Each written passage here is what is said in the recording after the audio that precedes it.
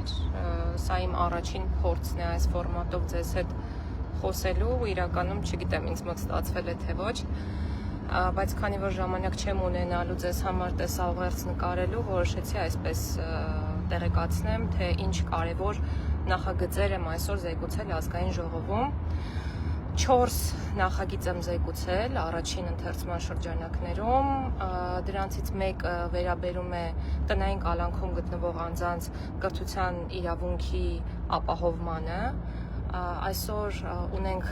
կարգավորումներ հանրակրթության բնագավառում, ըստ որի մինչև 15 տարեկան անձի հանրակրթությունը պարտադիր է,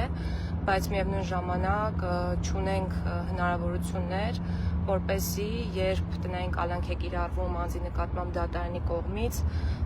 եւ սահմանափակում է դրվում հաղորդակցության, այդ թվում նամակագրության եւ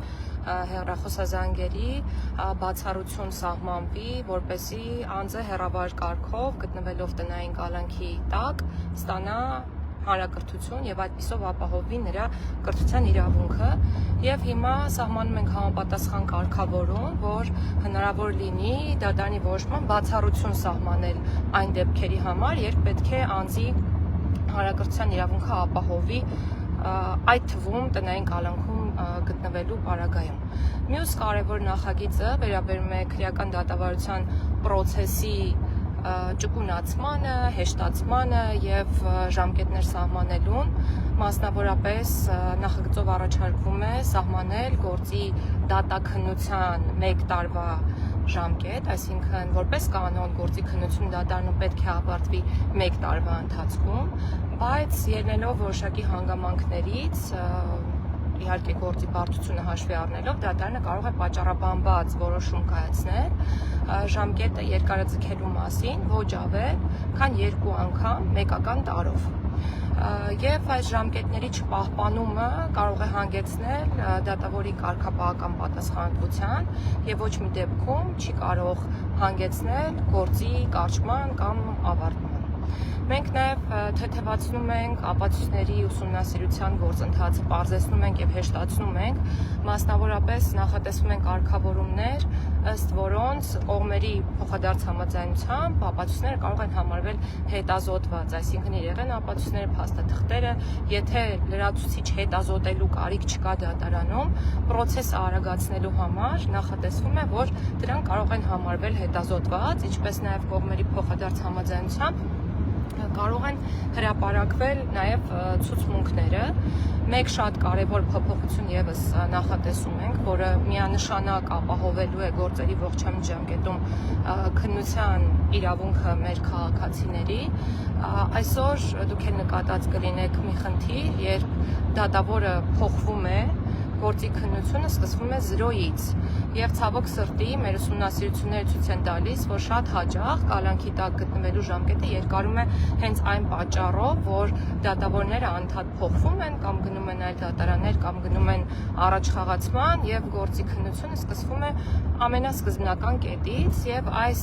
կարգավորումներով առաջարկում ենք, որպեսզի դատավորի փոփոխության դեպքում գործի քննությունը սկսվի ոչ թե մեկնարկային կետից, ամենասկզբնական կետից, այլ շարունակվի այն կետից, որում թողել է նախորդ դատավորը, այսինքն հեռացող դատավորը։ Այս բոլոր փոփոխությունները միտված են նրան, որպեսզի մենք հնարավոր ամենասեղմ ժամկետներում ապահովենք դատաքննության գործընթացը, այդպիսով իրացնենք արտահայտելու մեր քաղաքացիների իրավունքը։ Հիշեցնեմ նաև, որ նախորդիվ արդեն ընդունված օրինագծերով հստակ ժամկետներ են սահմանվել նաև քաղաքացիական դատավարության եւ վարչական դատավարության համար եւ դատավարության այս տեսակների դեպքում առաջիկայում 1 տարուց ավել գործերի տևողությունը երևի միայն խիստ բացառիկ դեպքերում կլինի։ Մյուս բոլոր դեպքերում այդ տևողությունը պետք է սահմանափակվի 1 տարվա ժամկետում։ Եվս մեկ կարևոր փոփոխություն, որը առաջարկվում է իրականացնել, վերաբերում է անազատության մեջ գտնվող անձանց։ Մեզ շատ հաճախ խնդրանք հարցեր են ուղղում առայն թե արդյոք համաներում լինելու է թե ոչ եւ մշտապես այդ հարցերին ես ինքս պատասխանում եմ հետեւյալ կերպ, որ համաներումը ավելի անհասցե իրավակարգավորում է ենթադրում, այսինքն ասել կուզեմ, որ անհատականացված մոտեցում չի դրսևորվում անձանց նկատմամբ եւ չի գնահատվում արդյոք կոնկրետ անձը կամ անձինք վերասոցիալականացման ենթակա են կամ վերասոցիալականացվել են թե ոչ եւ միշտ ասում եմ, որ շատ ավելի լավ եւ ճիշտ գործիք է պատժից պայմանական վաղակետ ազատելը եւ նախորդիվ խոստացել ենք, որ այս ինստիտուտը զարգացնելու ենք եւ այսօր արդեն անազատության մեջ գտնվող անձանց գնահատման չափանիշների փոփոխության արդյունքում ունենք հստակ արդյունք այս տարվա մինչև մայիսի 1-ը ընկած ժամանակահատվածում պատժից պայմանական վաղակետ ազատվել է 80 անձ ի տարբերություն նախորդ տարվա նույն ժամանակահատվածի նախորդ տարում այս նույն ժամանակահատվածում պատժից պայմանական վաղաժամկետ ազատվել էր 39 անձ։ Ինձ թվում է մեր կատարած փոփոխությունները գնահատման համատեքստում անձանց վերասոցիալականացման հնարավորությունները նշանակալի են եւ այս օրինագծով եւս մեկ քայլ է արվում ուղղված անձանց իրավունքների իրացմանը դեպի այսպես ասած ազատություն, ավելի վաղ ազատություն վերադառնալուն խոսքը նրա մասին է, որ շատ հաճախ դատարանների կողմից պատժից պայմանական վաղակետ ազատելը մերժվում է տուժողին վնասը հատուցած չլինելու կամ հարթած չլինելու հիմքով եւ հիմա մենք փոխում ենք մոտեցումը, մասնավորապես սահմանում ենք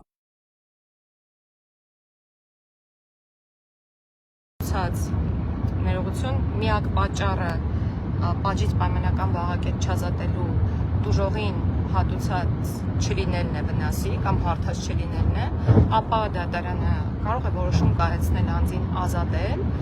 պատժից վաղակետ, նրա վրա դնելով պարտականություն X ժամանակահատվածում փակել տուժողին հասցված վնասը։ Եվ եթե դա որպես պարտականություն չիրականացվի համապատասխան անձի կողմից, ապա պատժի կատարման նկատմամբ վերահսկողություն իրականացնող մարմնի պրոբացիայի ծառայության միջնորդությամբ անձը դատարանի որոշմամբ վերադարձվելու է քրեակատարողական հիմնարկ իր պատիժը կրելը շարունակելու։ Ինչու ենք սա նախաձեռնել, որովհետև այսօր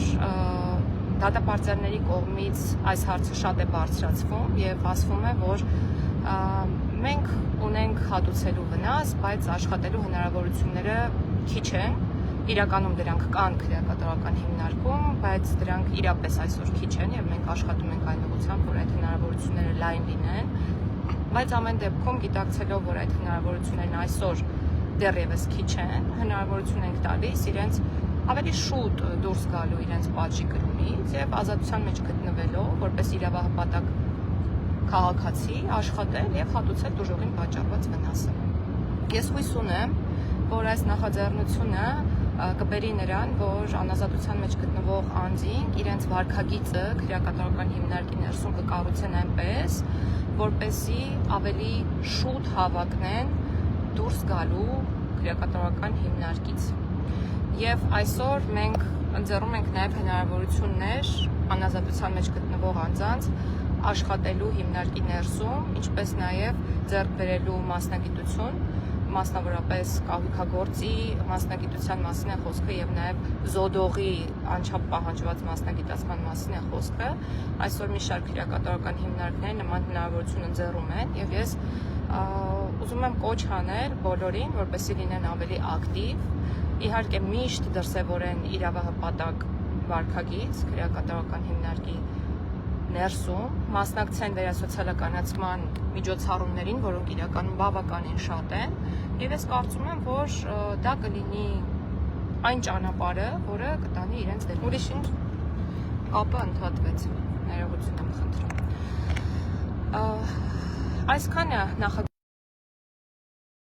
Այսքանը նախագծերի մասին եւ այսօր մայիսի 5-ն է, հարկադիր կատարումն ապահովող ծառայության օրն է, հարկադիր կատարողի օրն է եւ օգտվելով առիթից նաեւ կրկին շնորհավորում եմ իրենց այսօրվա կապակցությամբ մաղթելով բարի ծառայություն։ Շնորհակալ եմ։